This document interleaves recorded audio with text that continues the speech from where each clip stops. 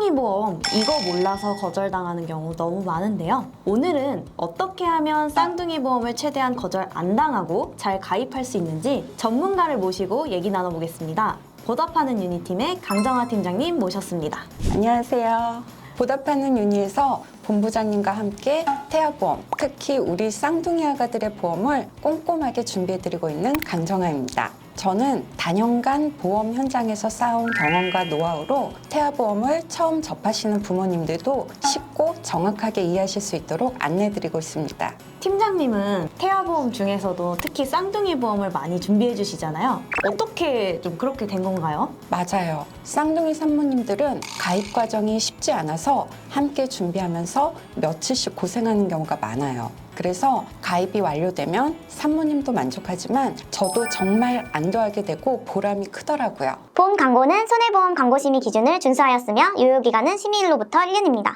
제가 영상에서 쌍둥이 보험은 전문가와 함께 해야 한다는 얘기를 자주 하거든요. 왜 그런지 이유를 좀 알 수 있을까요? 쌍둥이 보험은 간편고지로는 가입이 불가능하고 산모님의 최근 5년 이내 병력사항을 모두 고지해야 하거든요. 그런데 병력이 없었던 산모님들도 시험관 시술을 통해서 쌍둥이를 임신하게 되면 시험관 시술 과정에서 약이나 주사 처방이 들어가고 아스피린을 복용하게 되거나 호르몬에도 변화가 생겨서 갑상선 수치에 이상이 생기는 등 다양한 변수가 생길 수가 있습니다. 아, 그러면 이제 시험관을 하면서 이것저것 할 수 있다 이거잖아요. 네. 또 임신과 무관하게 기존 병력이 있는 경우도 많아서 정말 산모님마다 모든 가입 케이스가 달라지게 되거든요. 아, 그러면 정말 딱 정해진 공식보다는 그 산모님만의 상황에 맞는 가입 조건이 있을 수 있겠네요. 맞아요, 본부장님. 산모님의 병력과 현재 우리 아기들의 상태에 맞춰서 심사를 넣을 수 있는 회사도 모두 다르고 또 할 수만 있다면 가급적 많은 회사로 심사를 넣어서 가장 최적의 조건으로 가입할 수 있는 곳을 찾는 게 중요해요.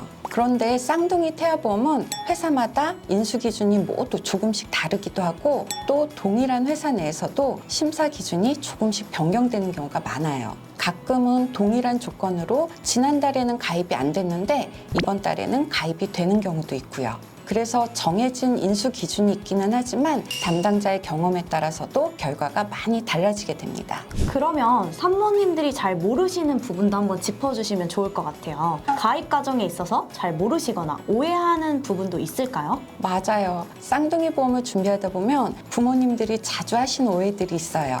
첫 번째는 아기들이 건강하니까 고지할 게 없다고 생각하시는 건데요. 그런데 사실 건강 여부와 상관없이 시험관 시술을 통해 임신하셨다면 그 사실 자체가 고지 대상이거든요. 아무 이상 없는데 왜 얘기해야 해요? 라고 생각하실 수 있지만 보험사 입장에서는 임신 경위 자체도 심사의 중요한 요소가 됩니다. 두 번째는 예전에 가입이 됐던 회사면 올해도 당연히 된다고 생각하시는 건데요. 보험사 심사 기준은 매년, 심지어 분기마다도 바뀔 수 있습니다. 작년에 가입이 가능했던 회사가 올해는 같은 조건으로도 거절되는 경우가 있어요. 그래서 작년 정보나 다른 사람 사례만 보고 결정하면 안 되고 그 시점에 최신 심사 기준을 확인해야 합니다. 세 번째는 정밀 초음파 끝나고 가입해도 늦지 않다고 생각하시는 건데요. 정밀 초음파 이후 가입하려고 하다가 촬영 자체가 일부 누락되거나 쌍둥이 간 체중 차이가 크게 나서 가입이 거절되는 경우가 있습니다.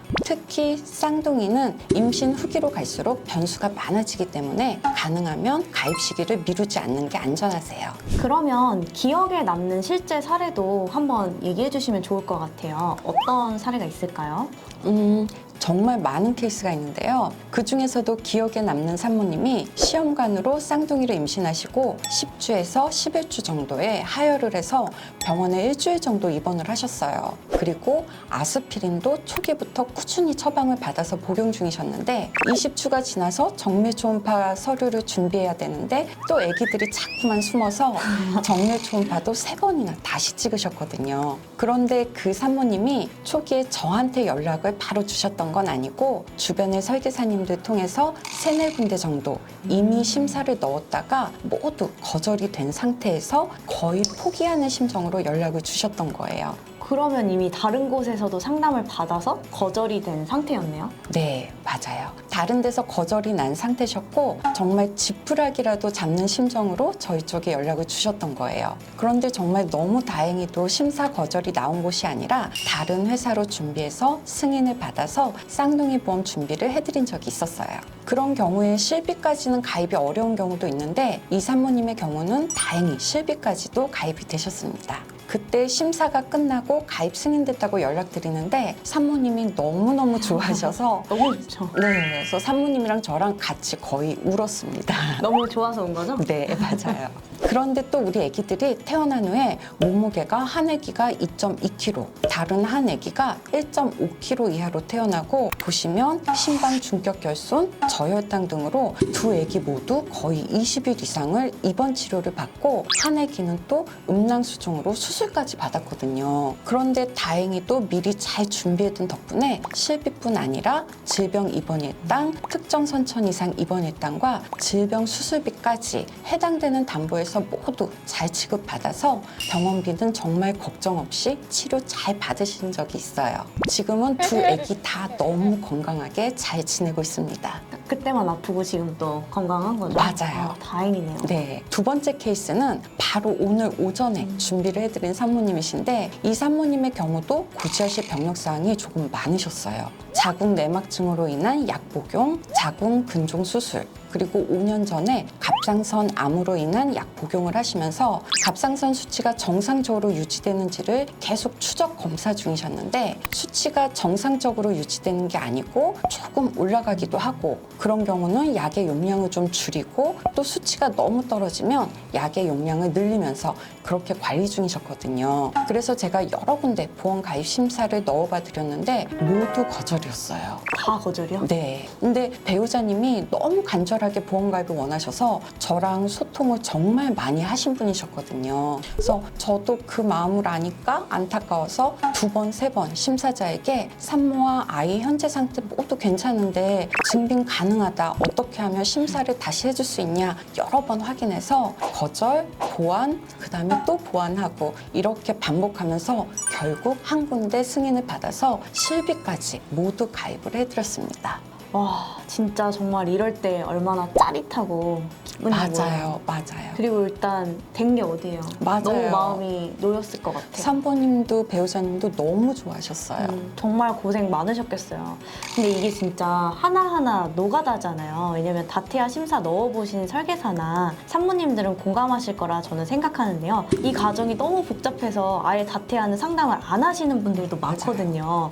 저희 강정화 팀장님이 전문가가 되실 수밖에 없는 게 포기하지 않고 어떻게든 승인 받아주시려고 이 회사 저 회사 알아봐 주시고 거절이 나도 다시 가입이 될 수 있게끔 도와주신 거네요. 저는 제가 마땅히 해야 할 일이라고 생각합니다.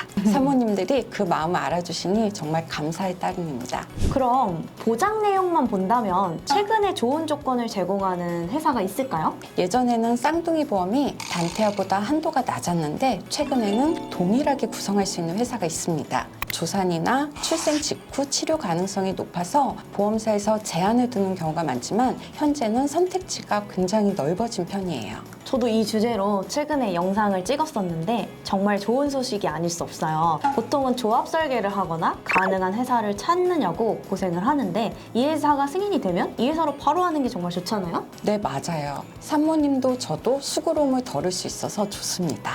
가입 심사 조건이 바뀌지 않고 쭉 갔으면 하는 마음이에요. 그러면 가입 심사에 필요한 서류도 한번 정리해 주시면 좋을 것 같아요. 다들 메모장 켜시고 한번 메모해 주시거나 이 부분 한번 캡처해 주세요. 네, 필수 서류는 진료 기록지, 산정 검사 결과지, 기형아 검사 결과지, 정밀 초음파 검사 결과지, 그리고 태아의 수, 양막, 육모막 개수, 산모님과 태아의 상태, 자궁 경부 길이가 모두 기재된 소견서이고요. 여기에 산모님의 병력에 따라서 추가 서류가 필요할 수는 있습니다. 있습니다. 그리고 쌍둥이 보험 가입하면서 우리가 주의할 점도 있을까요?